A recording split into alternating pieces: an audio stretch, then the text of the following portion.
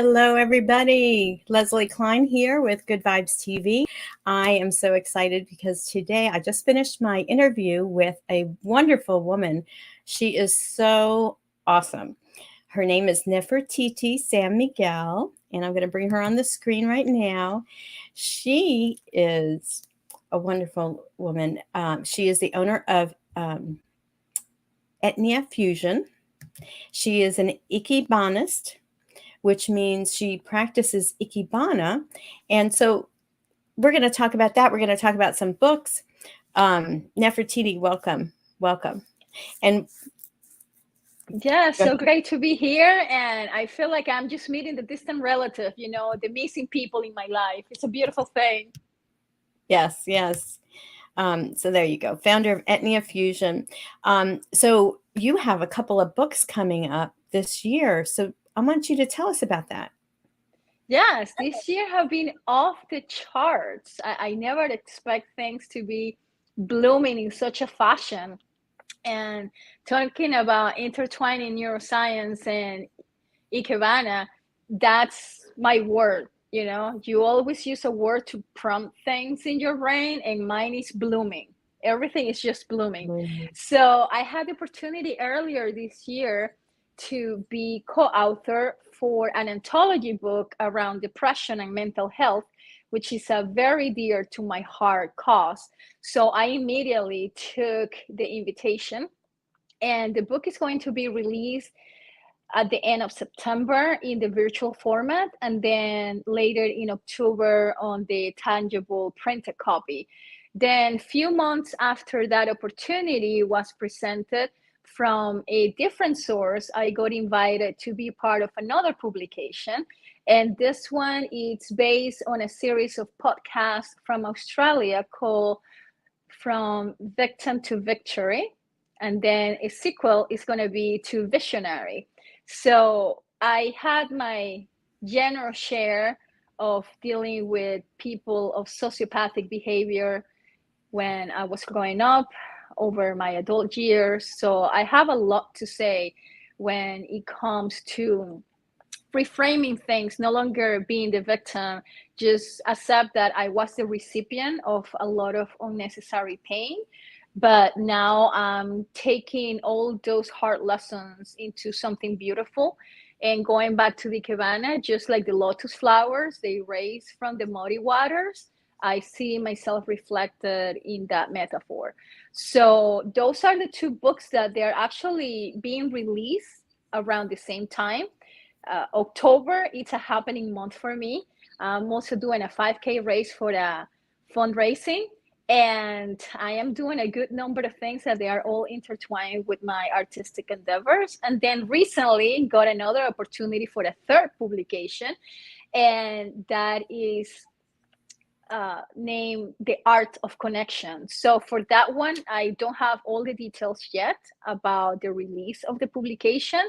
I am going to have one day showcase under my craft, and it's more like entrepreneurial quotes of inspiration. So there are going to be 365 of them for the year, and I'm going to have my own page sharing my passion about blooming, Ikebana, and neuroscience. So that one is called The Art of Connection, but that is in the making. So I don't have further details, just those basic information that I just shared with you.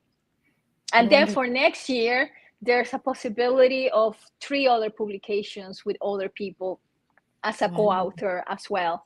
So I'm just blooming and being on the receiving mode. And that's very important, to be in the receiving mode, because there are 2 levels of resistance. The one that you receive from the outside, people telling you you cannot do something, or the establishment challenging you. And then the one that you put upon yourself, like, oh, I might not be the right match for that, or I am not sure, I'm shy, I am not qualified.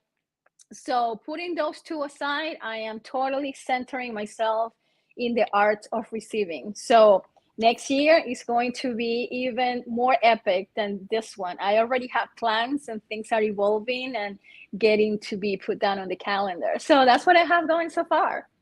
That's wonderful. Now, for people that are just tuning in right now, describe what Ikebana actually is and how it relates to the neuroscience, what you've discovered. Yes. So this is kind of a humorous topic, but serious at the same way. So I'm going to start with the concept of Ikebana. It's a Japanese soothing art of floral design. It started hundreds of years ago as a devotional art. And you do floral designs in a particular fashion, and those designs they were placed on the shrines next to Buddha. So now in current times, I am intertwining that practice and having a little bit of that continuous sense of devotional practice, because when you center yourself and you honor yourself, whether it's for your religious practice or just because you want it for well-being standpoint, then you are getting in tune with the universe. You are just being present in the moment, and that is very precious. So that applied to neuroscience. You are not allowing the outside alter your best interest and your state of mind. You might be challenged with situations, but you are going to properly act and master the emotions instead of just running around like a chicken without head. So all of them, they go together. And actually, I recently was visiting presentation, humanistic Buddhism presentation. And I kind of laughed when I was listening to the nun telling about it. And I say, wow, well, I think that Buddha was ahead of his time and he was a neuroscientist, and nobody's giving him credit for that, because the practices, they are so similar on clearing your mind, being centered, paying attention to your environment. So now I'm just more mindfully putting it together and bringing that spotlight for the public to have a different perspective into things that they are connected, but a lot of people don't see that connection based on simple assessment. So again, that's a very dear to my heart topic. And the Ikebana have been part of the Japanese culture for hundreds of years. And it's something that you can practice anywhere, anytime. There's no restrictions. You don't have to carry heavy equipment. And it's a very quick way how to interrupt any mental pattern that might not be serving you. I might have a busy day at work or a challenging time in traffic, city traffic here in Boston. And as soon as I get to my place, I go and do something Ikebana related. And it's the holy grail for me. I don't care what the situation is. If I need to laugh, if I need to grieve, if I need to just center myself, Ikebana does the trick for me. And specifically because I already know the neuroscience application of it, so I'm being very specific and intentional about I want that to benefit me in a particular fashion. Can you give an example of like a way that you would do that when you got home? Oh, sure. So, for example, I have a rough day at work, or, dealing with life, city lifestyle here in Boston. So I get to my place, and the first thing that I'm going to do is play some music, because you are going to just get in tune with that environment. And we're a very multisensorial individual. So I pick a tune that I know that is going to bring the best out of me. And interesting enough, and not too many people know about this in regards to my personal preference, I love Gregorian chant. There's something about that vibration on the musical notes that it's heavenly. So a lot of times I play Gregorian chant and I just start kind of decompressing. So I have a part assignated in my kitchen to do my ikebana. I have my tools and everything handy, and it doesn't have to be anything elaborated. You can do something with a leaf and one floating flower. You can do a floating arrangement.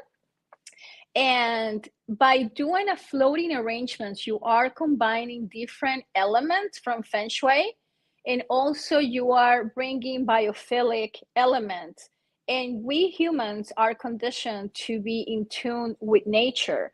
So also, the brain is scientifically proven not capable to do two things at the same time.